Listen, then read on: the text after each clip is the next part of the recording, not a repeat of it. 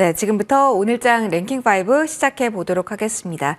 오늘 목요일 이 시간 어떠한 키워드에 대해서 정리를 하고 넘어가야 될까요? 두 분의 조언 들어보도록 하겠습니다. ISN 이지원 대표, 차영주 MTN 전문위원과 함께 할게요. 두 분 어서 오십시오. 안녕하세요. 자, 오늘도 5가지 키워드가 준비되어 있습니다. 시장 상황과 좀 맞물려 있는 부분이 많아서 하나씩 시장과 엮어서 질문을 좀 드려보도록 할게요. 먼저 반도체 이야기 시작해 보도록 하겠습니다. 여러 악재가 지금 산적해 있는 상황, 삼성전자 중심으로의 외국인 매도에 대해서 걱정 많이 하실 것 같아요. 자, 일단 첫 번째 질문을 차영주 위원님께 드려보도록 하겠습니다. 삼성전자 많이 악재의 악재 속에 외국인 팔고 있고요. 선물까지 우르르르 어제에 이어서 많은 물량이 빠져나가서 지수를 파는 물량이 삼성전자에 집중이 돼서 삼성전자 중심으로 이렇게 하락폭이 큰 건지 아니면 우리가 모르는 다른 이유가 있는지도 궁금하실 것 같아요. 전반적인 상황 일단 어떻게 봐야 될까요? 일단 외견상 보일 때는 일단 외국인들이 팔고 있다라는 부분들이죠. 외국인들이 팔고 있고 또 한 가지 오늘 상당히 조금 위태위태한 게 뭐냐면 오늘 만약에 이 정도 모습에 끝난다 하더라도 주봉상 이동 상승 추세선이 깨져버립니다. 제가 어제 이제 프로 시선에서 말씀드렸는데 삼성전자 일봉을 보시는 게 아니라 주봉을 보시게 된다면 그동안 지켜져 왔던 주봉의 저점 지지 추세선이 깨져버리거든요. 굉장히 중요합니다. 특히 지금 오늘 목요일이잖아요. 네. 목요일인데 거래가 늘었어요. 그러니까 주봉으로 봤을 때 거래가 늘어나면서 밑꼬리를 못 달고 밀리고 있다라고 보게 된다면 이건 차트상 굉장히 리스크 온이 된 시점이다라고 말씀드릴 수가 있겠습니다. 여기에 이제 외국인들이 파는 건데 외국인들이 파는 이유는 정확히 우리가 알 수는 없죠. 우리 아들 마음도 제가 몰라서 맨날 전전긍긍하고 있는데 외국인들도 모르는 거죠. 하지만 일단 외국인들 입장에서는 지금 삼성전자만 밀리는 게 아니라 다른 것들도 같이 밀리고 있기 때문에 저는 이제 우리나라 주식을 좀 파는 것이다라는 거죠. 삼성전자가 아직까지 긍정적인 뉴스가 좀 나온 것들은 좀 없습니다. 물론 노조 파업이다라는 것이 됐는데 저는 노조 파업이 먼저냐 주가가 밀리는 게 먼저냐라고 봤을 때는 공교롭게 맞았다라고 보는 거죠. 우리가 이제 얼마 전에 그랬죠. 삼성전자가 엔비디아의 퀄테스트를 통과 못했는데 삼성전자가 영세 기업이 아니다라고 애널리스트가 얘기를 했죠. 노조 파업 때문에 외국인들이 삼성전자를 팔 정도로 그렇게 간단한 기업이 아니에요. 삼성전자가 더군다나 노조가 파업을 한다라는 것도 하루 연차를 쓰는 거 아니겠습니까? 그런 거기 때문에 합법적인 범위 내에서 지금 하는 거고 또 삼성전자가 지금 이제 노조가 파업하는 건 불법이 아닙니다.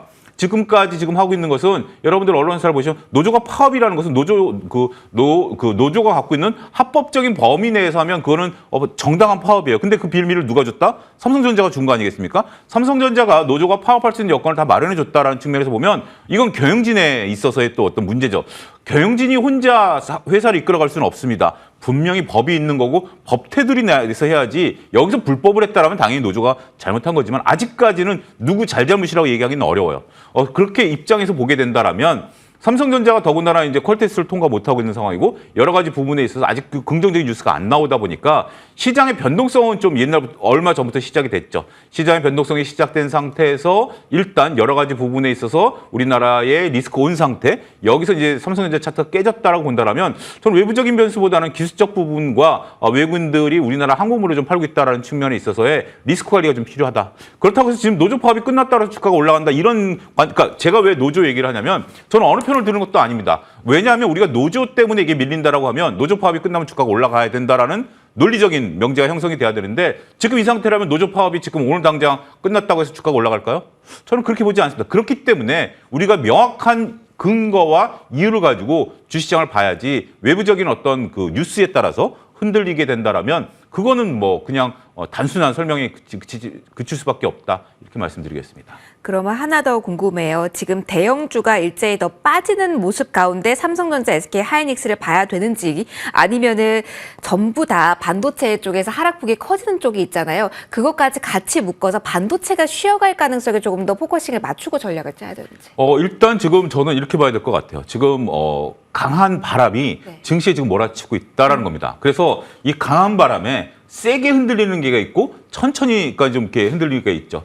저나 이지원 대표님처럼 뚱뚱한 사람들은 덜 흔들리는 거고, 그다음에 앵커님처럼 가냘픈 사람은 세게 흔들린다라는 거죠. 이 부분이 저는 오늘 시장의 핵심 키워드라고 봐요.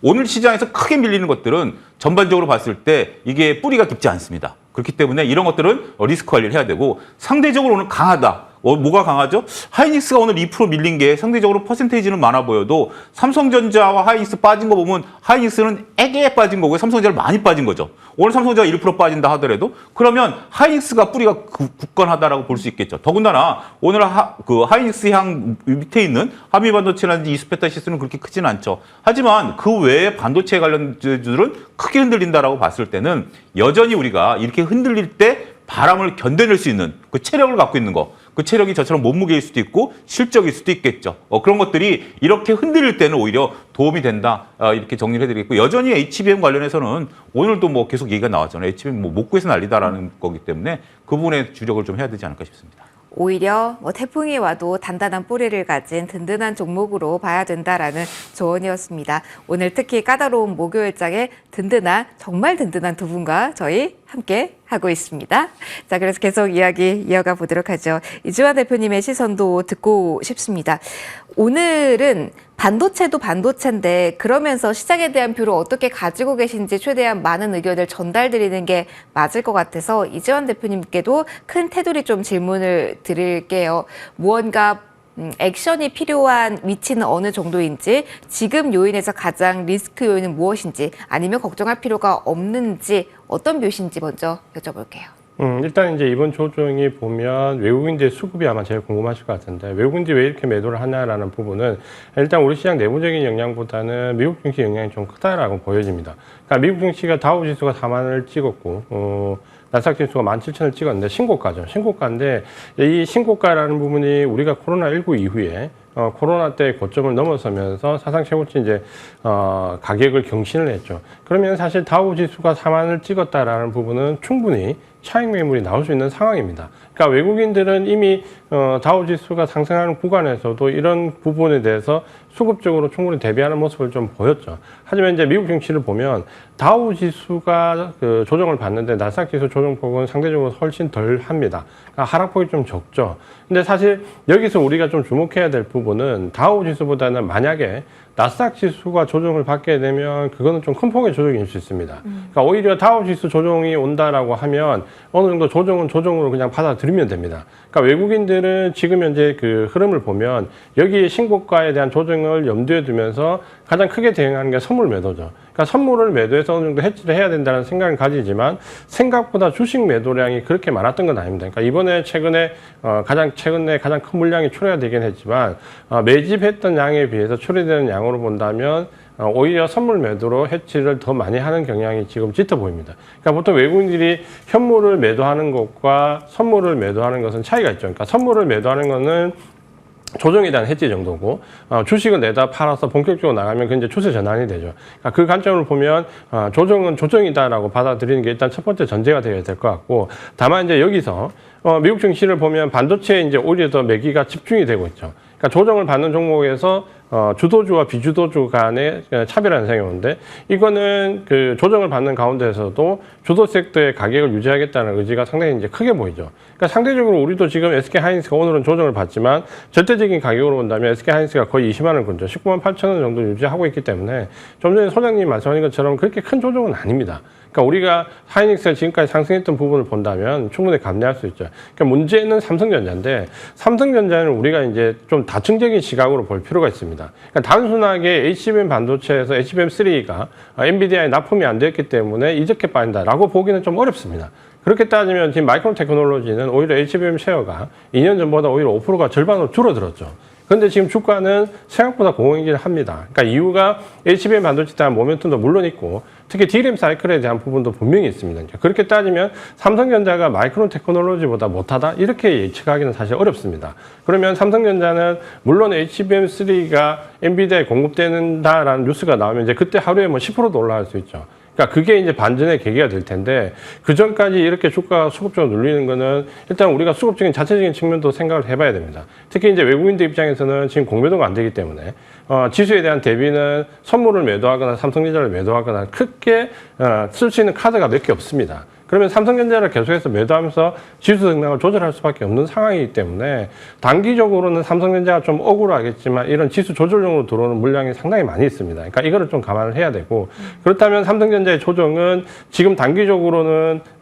낙폭을 좀 견뎌야 되거나 혹은 낙폭에서 조금 회피하는 부분은 생각을 해봐야 되겠지만 만약에 장기적인 투자자라면은 SK 하이닉스를 우리가 계속 말씀드렸지만 상반기에 공략을 하고 3분기, 4분기로 넘어가면서부터는 삼성전자를 공략하는 게 유리할 수 있다고 말씀을 드렸는데 그럼 그 시기가 조금 더 앞당겨질 수 있는 거죠. 그러니까 이번 삼성전자가 조정을 받을 때 조금씩 장기적인 투자자라면 모아 가신다면은 오히려 이 구간이 지났을 때 분명히 그 계기는 삼성전자가 HBM3가 엔비디아에 납품된다라는 뉴스가 나올 때일 겁니다. 근데 그 시기가 저는 그렇게 멀지 않았다라고 보거든요. 그렇다면 그때까지는 잘 견디는 전략으로 가시면은 충분히 지금 위기를 기회로 좀 돌릴 수 있는 기회도 있다. 이렇게 말씀을 드리겠습니다. 정리하면 대표님 오히려 지금 장에서는 기회로 볼 수 있는 부분 삼성전자로 정리해도 될지 그리고 더불어서 일단 그 투톱이 가는 방향이 명확해진 다음에 액침냉과 유리기판 그리고 뭐 CX의 여러 키워드를 봐야 된다 보시는지 아니면 여기에서도 기회를 지금 또 봐도 되는지도 추가로 질문 드려볼게요. 단기적으로 보시면 일단 HBM 반도체나 GPU 같이 실적이 완전히 근간 가이던스가 확실한 쪽으로 몰아가시는 게 좀 더 낫고요. 우리가 지금까지 AI 모멘텀에 순환매적으로 관점을 가져왔던 유리기판이나 CX나 이쪽 부분은 당장 실적 가이던스가 상향되거나 실적이 받침되지는 않습니다. 그러니까 이 부분 차별을 해야 되고 하이닉스를 반드시 상반기 올 3분기까지는 중심에 놓고 두셔야 됩니다. 그거는 이제 변함없는 사실인데 만약에 하이닉스가 수익이 많이 나서 비중을 좀 줄이시겠다라고 하면 수익금의 일부를 삼성전자로 돌리는 것은 좋은 전략입니다. 그러니까 이런 전략적인 부분을 배려를 해서 삼성전자는 조금 장기적인 시각으로 분할로 조금씩 이익금으로 모아간다는 생각을 하시고 하이닉스는 지금 3분기, 4분기까지 수익을 극대화하겠다라는 생각으로 가시는 게 지금은 좋고 특히 제가 지난번 엔비디아 실적 발표 이후에 AI 모멘텀을 받는 종목이 확 줄어들 것이다라고 말씀을 드렸던 거는 실적을 기반으로 해서 이제 여기가 적정가에 도달한 그 섹터나 종목들이 있고 오히려 여기서 실적 가능성이 더 상향되는 쪽이 있는데 보신 것처럼 GPU나 HBM 같은 경우는 여전히 상향되고 있죠. 그리고 특히 HBM 같은 경우는 엔비디아 모멘텀이 조금 줄어든다 하더라도 오히려 지금 현재 이제 인텔 가우디나 그 AMD나 뭐 애플, 마이크로소프트에서 나올 수 있는 GPU와 관련된 부분에서 HBM 반도체는 어쨌든 삼성전자, 하이닉스가 공급을 하게 되거든요. 그러니까 이 부분을 생각한다면 조금 이번 조정의 기회로 삼을 수 있는 부분도 좀 고려를 해보시는 게 좋을 것 같다. 이렇게 말씀을 드리겠습니다. 알겠습니다. 삼성전자 우려하시는 분들 많으실 것 같은데 관련된 코멘트도 봐야 되겠고요. 그리고 SK 하이닉스 위원님께 한 질문만 더 하고 넘어가도록 할게요. 그러고 보니까 이제 위원님 저희 5월 말이고 이제 6월 그러니까 이제 2분기 끄트머리에 우리는 달려가고 있는 시점일 것 같아요. 그래서 두 분 모두 상반기에는 SK 하이닉스라는 이야기를 해주셨는데 그러면은 보유자분들도 고민이 되실 것 같아요. 상반기까지라 하면 그럼 전략적으로는 내가 일정을 어떻게 잡고 지금 계획을 해야 되는 건지 조언 주신다면요. 다들 남들이 이제 GPU하고 HBM이 좋다고 그럴 때 뭐 당연히 좋다라고 말씀드렸죠. 하지만 선을 걷었습니다. 어느 정도까지 보자. 이 산업은 아직 이제 아직 본격적으로 계속 진행되는 사업이에요. 하지만 경쟁자들이 숱하게 들어올 거기 때문에 이 산업의 사이클 상에서 경쟁자가 들어오기 전에 적당히 이걸 좀 취하자라고 미리 선을 거드렸던 겁니다. 그런데 경쟁자가 생각보다 덜 나타나고 있어요. 지금 가장 큰 경쟁자였던 삼성전자 같은 경우 HBM3E를 하는데 이거는 여전히 지금 하이닉스가 하고 있고 하이닉스는 HBM4까지 지금 만들어내겠다라는 거 아니겠습니까? 더 질주를 하고 있습니다. 따라서 저는 시간이 조금 더 끌어가셔도 될 것 같아요. 단지 이제 여기서부터는 적극적인 트레이딩보다는 일단 언제든지 급브레이크가 걸릴 가능성은 있기 때문에 그 부분 염두에 두셔야 되는데 일단 삼성전자도 좋습니다만 일단 하이닉스를 보유하고 계신 분 입장에서 본다라면 아직까지 크게 염려할 건 없다. 더군다나 오늘 아침에 이제 이전 대표님이 다른 데서 하는 얘기를 들었는데 상당히 좀 의미가 있는 게 우리가 막 갑자기 그러니까 막 건강한 사람도 갑자기 100m를 뛰면 어떻게 되죠? 헉헉거리죠. 근데 100m를 천천히 걸어가면 어떡하죠? 전혀 숨이 안 차는 거죠. 하이닉스는 100m를 천천히 걸어오는 애예요. 그렇기 때문에 숨이 안 찬 거예요. 근데 지금 예를 들어서 뭐 갑자기 상한가 치셨던 뭐 종목이다. 이런 건 이격도가 확 벌어진 거죠. 그건 당연히 숨이 헉헉대면 주가가 조정받을 수밖에 없는 거죠. 그런 모습들을 보게 된다라면 안타깝게도 삼성전자가 최근에 그런 모습이에요.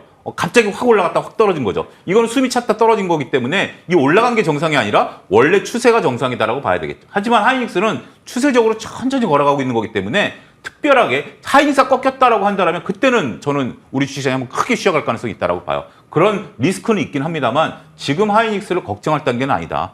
조금 더 저는 여름까지로 봤는데 이러한 경쟁 구도라면 조금 더 보셔도 되지 않을까 싶습니다. 알겠습니다. 오늘은 투톱을 중심으로 반도체 시장 이야기를 조금 더 많이 해봤습니다. 이제 다음 키워드로 넘어가 보도록 하겠습니다. 최근에 이쪽 이야기 시장에서 많이 하고 있죠. 중소기업들의 수출도 좋았다라고 합니다. 수출 모멘텀, 그러니까 숫자가 찍히는 쪽 화장품이라는 논리로 계속해서 주가는 고공행진하고 있는데요. 화장품 빼고는 뭐 대안이 안 보인다라는 생각도 요즘 많이 하실 것 같아요. 그래서 대표님께 먼저 질문을 드려볼게요. 화장품 이제 다른 세계로의 진입을 했는지 하고 있는지 그 시점이 궁금합니다.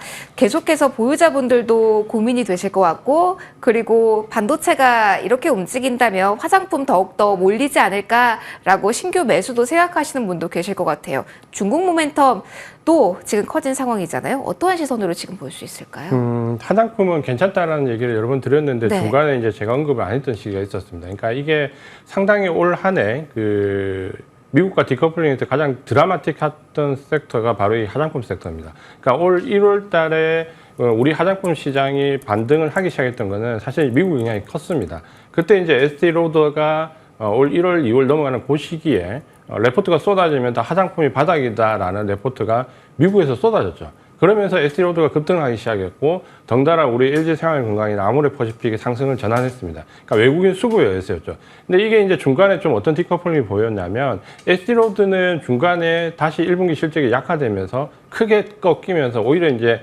직전 저점을 향해서 완전히 꺾여버렸죠. 근데 우리 그 화장품 시장 종목들은 오히려 그 시점에 더 크게 올라 버렸거든요. 그러니까 이 차이가 어디냐라고 봤을 때 우리가 올해 화장품 시장은 해외 시장의 다변화, 그러니까 어느 정도 중국 시장의 리스크를 북미나 유럽이나 동남아에서 어느 정도 커버를 했다라는 부분, 그리고 실적 바닥론, 이 두 가지가 이제 가장 컸었는데 물론 이제 그 부분에 저도 가장 큰 영향이 있다라고 봅니다. 그러니까 또 한 가지는 그렇다면 같은 바닥론으로 나왔던 미국의 에스티 로더나 왜 우리 아모레퍼시픽의 주가 흐름이 달랐냐라고 보면 이 에스티 로더가 중국에서 완전히 참패를 했거든요. 그러니까 중국 모멘텀에서 어느 정도 상승에 대한 모멘텀을 좀 받을 걸로 기대를 했는데 그게 이제 처참하게 무너졌죠. 근데 의외로 지금 아모레퍼시픽이나 일생건이 중국에서 우리가 이 정도 깨질 거야라고 생각했던 부분이 이 정도밖에 안 깨졌거든요. 그러니까 이게 어디에 있냐라고 봤을 때 저는 이게 유통 채널의 변화라고 봅니다.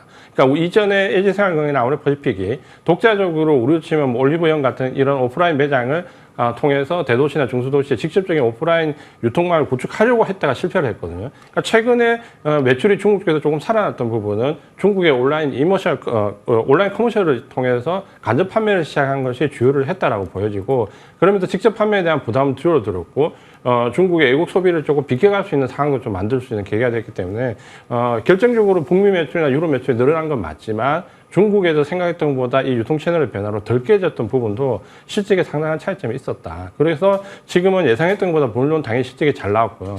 최근에 이제 막 강조드렸던 저희가 반도체나 전력기기처럼 실적이 좋은데 더 좋게 가는 종목과 실적이 바닥에서 턴어라운드 쪽을 구분하자라고 했는데 화장품은 미용기기와 더불어서 턴어라운드하는 대표적인 이제 업종이 되었다. 시세는 좀 더 이어질 수 있다라고 말씀드리겠습니다. 그러면은 유통망 하면 대표님 실리콘도 생각이 나는데 그쪽을 대장주격 종목으로 우리가 추세를 확인하시는 걸 추천하시는지, 아니면은 다른 쪽에서의 대장주로 보는 종목이 계신지. 저는 이제 지금은 이런 경기 민감주와 관련된 부분은 사실 뭐 한중일 회담이나 중국과 관련된 이슈, 미중 갈등 여러 가지 사실은 우리가 커버하기 힘든 중간중간에 노이즈가 있기 때문에 가급적이면 좀 대형주 위주로 보는 게 좋을 것 같고, 워낙 많이 빠졌다가 지금 탄탄하게 올라가는 걸 보면 뭐 아모레퍼시픽이나 이런 쪽의 대형주가 지금 흐름은 상당히 나쁘지 않거든요. 그러니까 그런 쪽에 좀 부담 없이 보셨으면 좋겠습니다. 알겠습니다. 조언 좀 얻어봤고요. 화장품 쪽에 대해서 짧게만 위원님 요 포인트로 질문을 좀 가보도록 할게요. 중국 상장 종목들이 훨씬 더 탄력성 있게 국내 주식시장에서 우리 주식시장에서 나타나고 있는 게 이게 성격이 다르다라고 봐야 되는지 아니면 같이 묶어서 올라갈 가능성을 보고 국내 상장 중국 기업까지 봐도 되는지. 그건 좀 다르죠. 다르다. 어차피 뭐 중국 모멘텀이 새로 생겨서 들어간 거기 때문에 지금 화장품에 집중하셔야 된다는 건데 제가 보는 의견은 깔끔합니다. 지금 이제 화장품주들을 보면 여러분들이 투자하기 굉장히 까다로운 주식이에요. 왜냐하면 우리가 이제 막 갈 때 팍팍팍 달려가는 주식을 원하지. 야, 이거 오늘 한 2% 3%밖에 안 올랐어? 근데 지나고 보니까 지금 올해 지금 20일이 넘었잖아요. 올해 한 달 내내 화장품주들을 하루에 2, 3%씩 먹었던 분들하고 나머지 가지고 내가 뭘 하겠다라고 본다라면 지나고 보면 화장품이 이겼죠. 그렇기 때문에 이게 정말 같이 장기 투자가 어렵다라는 겁니다. 자, 그렇기 때문에 어쨌든 화장품은 제가 거듭 말씀드리지만 매도 사인이 안 나왔어요. 저는 지난주부터 계속 말씀드렸습니다. 화장품 매도 사인 안 나왔습니다. 왜냐하면 차트로 보는 건데 자, 여기서 실리콘투를 말씀하셨는데 저는 이렇게 봐야 될 것 같아요. 지금 이제 우리가 마라톤을 뛰고 있는데 네. 이 화장품주들이 다 뛰고 있는 거야. 다 뛰고 있는데 페이스메이커라는 게 있죠. 그러니까 이제 마라톤에 있어서 그 속도를 조절할 수 있는 거. 그래서 제가 항상 MTL에서 올해부터 여러분들이 말씀드린 게 대장주 이걸 기준적으로 봐라. 이걸 매매하든지 아닌지 이게 무너지면 이게 다 무너진다라는 건데 지금 페이스메이커는 실리콘투예요. 그리고 그다음에 이제 한국콜마 이런 것들 아모레퍼십 이런 것들이 페이스메이커이기 때문에 이들이 무너지면 주위에서 이제 포기하는 사람들이 나타날 거예요. 근데 이들이 무너지지 않았다라고 본다라면 힘들어도 좀 더 뛰어보자. 지금 이렇게 화장품주들이 움직이고 있기 때문에 아직까지는 그래서 이 페이스메이커가 지쳐 쓰러졌느냐 안 쓰러졌느냐도 시장에 있어서의 어떤 심리에 영향을 미친다 이렇게 말씀드리겠습니다. 당분간 그러면 실리콘투, 한국콜마, 아모레퍼시픽 쪽의 흐름 저희도 주시를 해보도록 하겠습니다. 속도 내서 3위 보도록 할게요. 웹툰은 모멘텀과 함께 지금 변동성이 있어서 그걸 어떻게 봐야 될지 먼저 간략하게 정리해 보도록 하겠습니다. 대표님, 저희 웹툰 쪽도 봐주세요. 네이버 웹툰 관련해서 모멘텀이 강하게 일었고 오전 대비로는 약하지만 시장 대비로는 우호적인 확인 나타나고 있습니다. 이걸 어떤 논리로 봐야 돼요? 일정을 보면서 수급에 몰리는 그 모멘텀 당분간 볼 수 있을지 아니면 이미 스쳐간 바람일까요?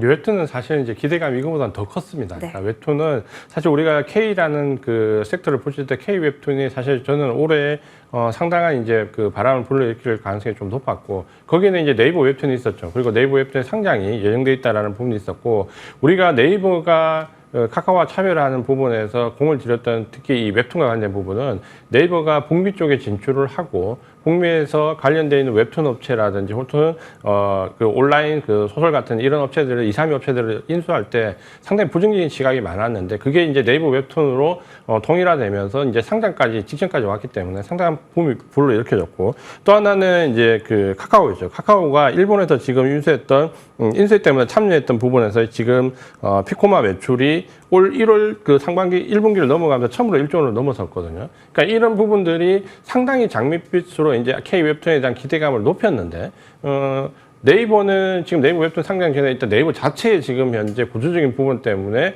좋지 않았던 부분 그리고 카카오 피코마 같은 경우는 매출은 상당히 기대했던 것 이상으로 나는데 내실은 이제 따져서 보니까 적자를 아직 벗어나지 못했다는 부분. 그러니까 이 부분 때문에 주춤하는 상황에 지금은 들어와 있지만 웹툰은 여전히 우리나라가 하나의 성장 동력으로 삼을 수 있는 섹터는 된다라고 좀 보여지고 지금은 네이버나 카카오가 이런 내부적인 실적과 관련된 부분 때문에 일시적으로 이런 부분들이 모멘텀이 조금 주춤할 수는 있지만 중장기적으로 본다면 K-웹툰은 상당한 방향을 일으켰다. 있다. 특히 이 부분이 최근에는 OTT라든지 다른 영화 산업과 관련된 부분에서 가장 근간이 되는 쪽에 어떤 그 자원으로 활용이 되고 있기 때문에 전망도 그렇게 나쁘지 않습니다. 그러니까 이런 다른 산업 간의 시너지 효과까지 좀 본다면은 충분히 관심을 가지고 지켜볼 만하다. 이렇게 말씀을 드리겠습니다.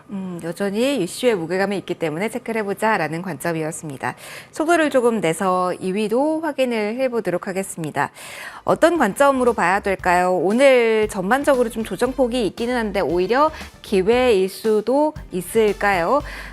지금 북한 쪽에서 이야기가 나올 땐 최근에 방산 이쪽은 움직임이 크게 없기는 한데 오늘 어디로 포인트로 봐야 될지 궁금합니다. 조금 전에 단독 보도가 나온 거에 따르면 중국 정부가 항공, 우주, 조선 분야 부품, 장비에 대한 수출 통제를 공식화했다. 라고 이야기가 나오는데 이 단독 보도가 영향력이 조금 있을지도 궁금합니다. 차 의원님 간략하게 핵심만 봐주세요. 방산이 오늘장 기회일까요? 월화 좋은 이야기했고 조정 나왔으니까 궁금합니다. 일단 긍정적인 뉴스가 이번 주에 쏟아졌었죠. 우주항공청이 개청이 됐고 우주항공청의 특징을 보게 된다라면 급여에 상한제가 없다라는 거죠. 그래서 유수한 인력들을 끌어올 수 있다라는 거고 두 번째로 본다라면 이제 우리가 UAE에 대한 어떤 수출 모멘텀 이런 것들도 있었고 그다음에 이제 국방부 장관이 6월달에 또 동유럽 가시죠. 이런 모멘텀들이 다 나왔습니다. 그럼에도 불구하고 주가가 못 올라간다라는 것은 저도 이것을 그대로 받아들여야 된다라고 봐요. 지금 전체적으로 봤을 때 추세가 꺾였습니다. 그러니까 지금 시장에 있어서는 재료가 우선하느냐 수급이 우선하느냐라고 봤을 때는 지금 이렇게 변동성이 됐을 때는 수급이 일단 우선한다라는 겁니다. 일단 차트가 다 우상하던 모습들을 일단 멈췄기 때문에 지금은 일단은 좀 변동성을 좀 봐야 될 것 같아요. 하지만 저는 변동성 이후에 가을부터는 수출 데이터가 이제 실적으로 찍힐 거거든요. 그러니까 실적이 나올 때까지 나오면 다시 올라갈 것 같은데 그걸 미리 선점하자 아직은 좀 아닌 것 같아요. 어쨌든 염두에 두시긴 하셔야 될 것 같아요. 결코 중심으로 보게 된다면 하나 에어로스페이스가 여전히 탑픽이고요. 그다음에 LIG 넥스원이라든지 하나 시스템 같은 경우 우리가 상당히 현대 로템까지 전체적으로 보셔야 되겠고 항공우주는 조금 우리가 좀 미흡한 면들로 있습니다만 어쨌든 이런 것들에 관심을 가지는데 지금 당장 떨어지는 칼날을 잡지는 말자. 그렇게 좀 정리해드리도록 하겠습니다. 아직 여기는 떨어지는 칼날이라는 판단 해주셨습니다. 저희 1위 키워드로 바로 넘어갈게요. 여기서도 이쪽은 떨어지는 칼날일지에 대한 질문 좀 이어가 보도록 하겠습니다. 현재 구간에 외국인 선물 쪽에서 1조 넘게 팔고 있고요. 삼성전자, SK하이닉스 2% 넘게 하락폭을 키운 상황입니다. 위원님 이어가 보도록 하죠. 오늘 오후장부터 더욱더 2차전지 신저가 이야기 좀 많이 나오고 있습니다. 가격적인 메리트를 봐서는 지금은 안 되는 섹터가 2차전지인지 지금 지수는 더욱더 아래쪽으로 고개를 숙이거든요. 그런 만큼 2차전지 궁금하실 것 같아요. 어떤 눈길로 지금 정리해야 될까요? 일단 변동성이 추가 변동성을 좀 대비를 하셔야 될 것 같습니다. 왜냐하면 일단 첫 번째로서는 우리가 얼마 전에 한번 2차전지가 한번 들어줬었죠. 그때가 언제냐면 그 공매도가 이제 연기가 됐다라는 것 때문에 공매도 환매가 들어왔다라는 게 이제 그때 삼성전자 오후에 반등할 때 2차전지 반등을 했죠. 근데 그 다음 날부터 밀리기 시작했죠. 오늘도 아침에 2차전지가 좀 세게 들어왔습니다. 그럼에도 불구하고 오후 들어서 이제 힘없이 밀린다라는 거죠. 그러면 이 역시 남아 있었던 그 공매도 환매가 된 부분들이다라고 봐야 되겠죠.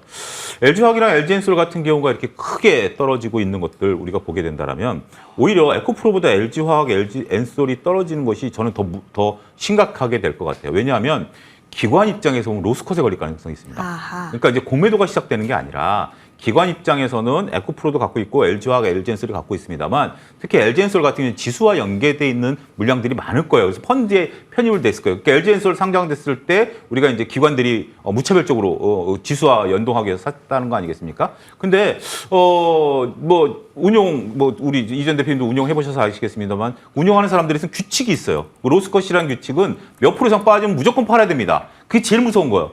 지금 현재 우리가 여기에 신용 들어가 있는 부분들도 이제 건드리게 되겠습니다만 신용보다 무서운 게 로스컷이다라는 부분들. 로스컷 시작되면 신용을 또 불러요. 신용도 부르기 때문에 그런 수급을 지금 꼬리를 무는 악성 매물들이 지금 나오고 있다. 이거는 펀더멘탈과 상관없습니다. 수급이 꼬여 있다라는 측면에 있어서 이 부분은 우리가 조금 더 봐야 된다. 근데 많은 분들이 2차전지가 앞으로 좋아질 것이다, 캐즘을 극복할 것이다라고 말씀하시는데 당연히 그렇게 되겠죠. 그렇게 돼야 되는 부분들입니다만 일단 캐즘을 극복하려면 주의 상황을 좀 봐야 될 것 같아요. 많은 분들이 그러니까 전기차를 살려고 하고 전기차 재고가 줄어들고 하는 모습들이 보여야 캐즘이 해소가 되는 거지. 시간이 지났으니까 캐즘이 해소됐다라는 것은 이거는 당연히 우리가 때로는 저 같은 경우도 가끔은 12시 넘어도 배가 안 고플 때가 있거든요. 그러면 그거는 시간이 지났다가 배가 고픈 게 아니잖아요. 진짜 배가 고파야 그런 건데 그런 캐즘이 지나가는 부분들에 대해서는 이 전기차가 잘 팔리느냐 그거 하나만 보시면 될 것 같아요.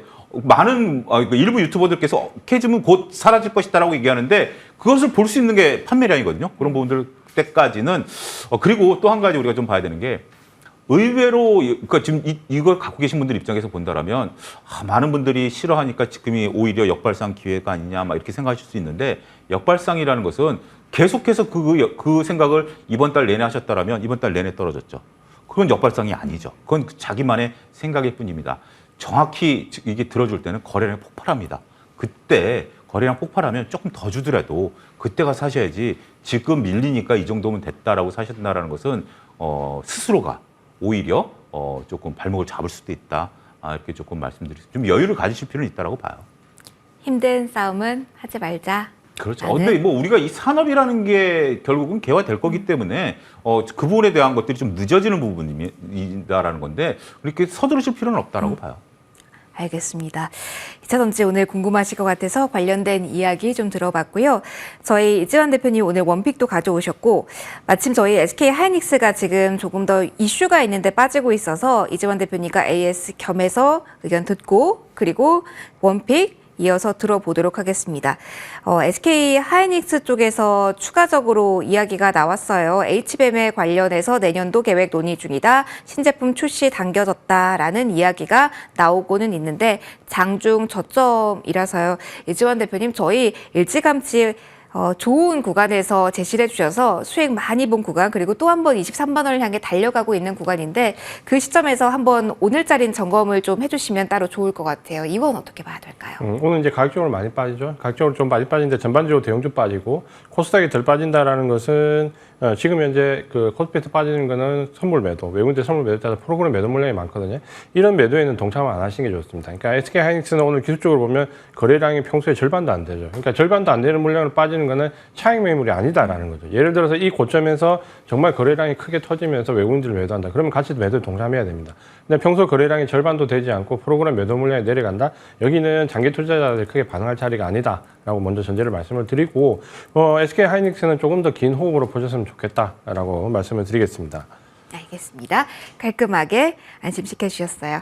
자, 그러면 원픽 이어서 확인해 보도록 하겠습니다. 오늘 어떤 종목 새롭게 저희 눈길 줘볼까요? 장기 종목을 계속 그 중간중간 말씀드렸는데 오늘은 아모레퍼시픽 이전에 말씀드렸던 구간에서 말씀을 드리려고 하고요. 지금 현재 이제 고가고 바닥에서 상당히 올랐습니다. 근데 이제 아모레퍼시픽은 지금 19만 원 요 가격대가 상당히 중요하거든요. 그러니까 여기에 있는 매물을 소화하면 기술적으로 보면 추가 상승이 한 30% 이상 나올 수 있는 자리입니다. 그러니까 여기서 뭐 무조건 강하게 진입을 하시다라는 얘기가 아니고 여기서 이 매물을 소화하는 과정을 좀 보실 필요가 있고 19만 원 전후 1차적으로 분할 진입을 하시고 목표 가격은 일단 단기적으로는 24만 원, 손절 가격은 16만 원 놓고 밀리면 추가 매수 관점으로 분할로 대응을 해보자. 이렇게 말씀을 드리겠습니다. 좀 더 긴 시각으로 바라볼 수 있는 아모레퍼시픽 오늘 원픽으로 제시해 주셨습니다. 오늘 시장 엮어서 좀 질문을 좀 많이 드려봤어요. 랭킹5 여기서 마무리 짓도록 하겠습니다. ISN 이지원 대표, 차영주 MTN 전문위원과 함께했습니다. 두 분 고맙습니다.